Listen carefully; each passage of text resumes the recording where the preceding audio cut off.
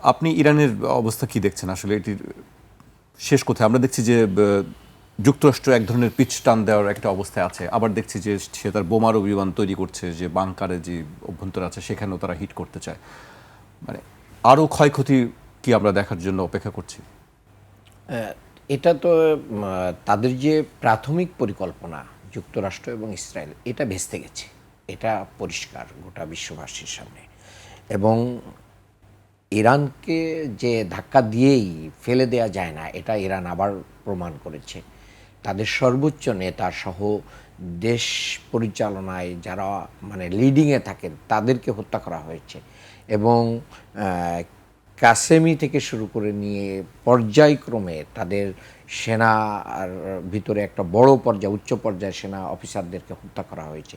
এত কিছুর পরেও যে তারা ফিরে দাঁড়িয়ে যুদ্ধ করতে পারবে, এটাই তো জনগণ প্রথম দিকে বিশ্বাস করতে পারে নাই। সেই জায়গা থেকে কিন্তু তারা স্টার্ট করেছে ৫,০০০ বছরের একটা সভ্যতা। এবং তুষার ভাই বলেছেন যে এখানের যে ভৌগোলিক অবস্থান, পাহাড় দিয়ে ঘেরা,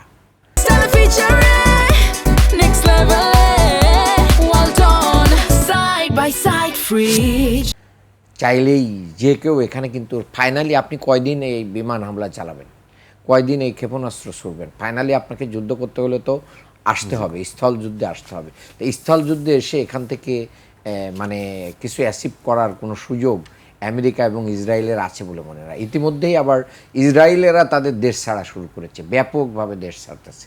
কেন? সেখানে তারা নিরাপদ না। ইরান যে বোমাগুলো ফেলাচ্ছে এখন ইসরায়েলে, সেগুলো এখন বাংকার পর্যন্ত পৌঁছায় যাচ্ছে, নিচেই তারা আর নিরাপদ থাকতে পারছে না। এবং তাদের স্যাটেলাইট সমস্ত সিস্টেমগুলোকে তারা ধ্বংস করে দিচ্ছে। গুরুত্বপূর্ণ জায়গা আমেরিকার যে লস হয়েছে এই যুদ্ধে, এটা তো তারা স্বীকার করছে না। আমেরিকার যে মিডল ইস্টের সমস্ত জায়গা তছনছ করে দিয়েছে ইরান। এবং আমেরিকা ইসরায়েল চেয়েছিল যে এগুলো তছনছ করার পরে সমস্ত মিডল ইস্ট মিলে হচ্ছে যুদ্ধটা শুরু করবে হচ্ছে ইরানের বিরুদ্ধে। কিন্তু সেটা শুরু করতে না করাটা এবং সেটা না পারাটা, এটাও এক ধরনের ইরানের বিজয়। এবং ইরান কিন্তু বলছে যে তোমাদের সাথে আমাদের কোনো কি নেই, শত্রুতা নেই।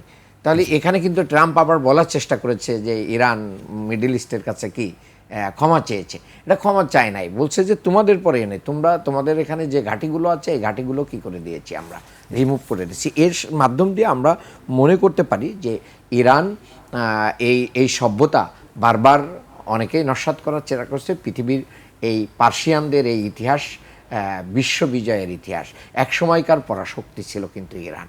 কাজেই এটাকে এভাবে চাইলেই মানে উড়িয়ে দেওয়া যাবে না।